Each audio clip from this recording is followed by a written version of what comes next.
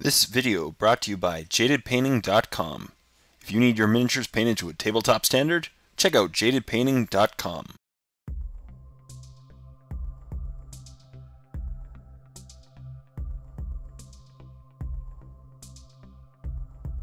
Hey everyone, welcome to part 3 of this painting tutorial. My name is Jay and I'll be showing you how to paint this Dark Potential Xlanthos Commander in a winter or ice color scheme. I continued working on the gun by doing a very light dry brush with white scars. That way the darker areas near the recesses will be the ghost white and the very edges will be white scars. I also repeated this on the webbing on the arms, and I used a very thin brush and painted the very center of the mouth, so I mean the teeth basically, as well as the center dots on all of the star symbols on the body. For the teeth, just take your time and do very thin long brush strokes along the edges of the mouth, because the teeth are very fine in detail on the head.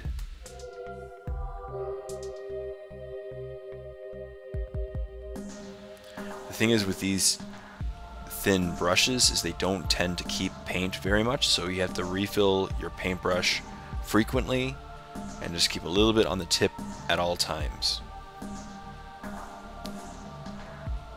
And then I painted the symbol, this very center of each symbol on the chest with ghost white, and then did a very quick outline of the edges so that they really stand out and pop. For the center on the back, I just tried to focus on the very center of the symbol, and that way there's a nice gradient from the ghost white to the white.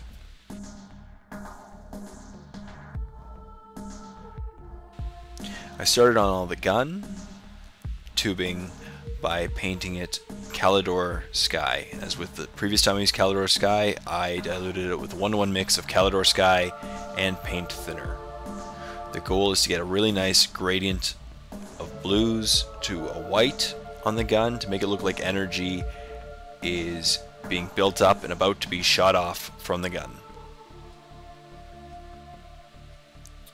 I then went over the gun center with Techless Blue, but as you'll notice, I did not go as far as the previous step. The goal is for each step to go a little bit less in distance than the previous step, and that way there's a nice gradient from lightness in the front to darkness at the very back.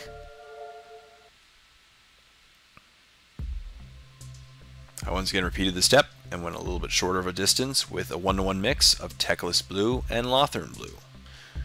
As with all these blues, I did thin down each one so that the thinness will easily blend with the previous step.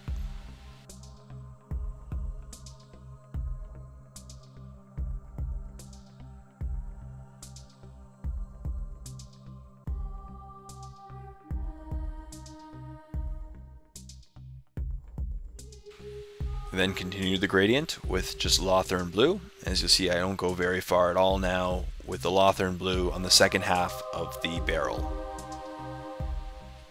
And as you'll notice, a nice gradient is being built up very easily. And next I did a 1-to-1 mix of Lothern Blue and White Scars, which is just a very light blue, and this is just going at the very end of the tip of the gun and the very edge of the center of the gun. I also repeated these gradients on the orb part of the gun in the center, but I will not be showing that in this tutorial.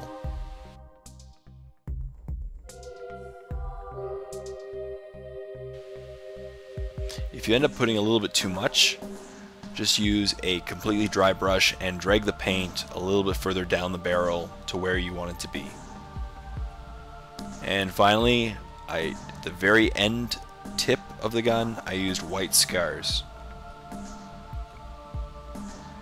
As you see, there's a really nice gradient, and now it is time to blend them a little bit more with a Guilliman Blue glaze. This glaze will darken the tones and tint the white, so that way it produces a really nice clean gradient of blues, so it looks like the energy is being built up and about to be shot off from the gun.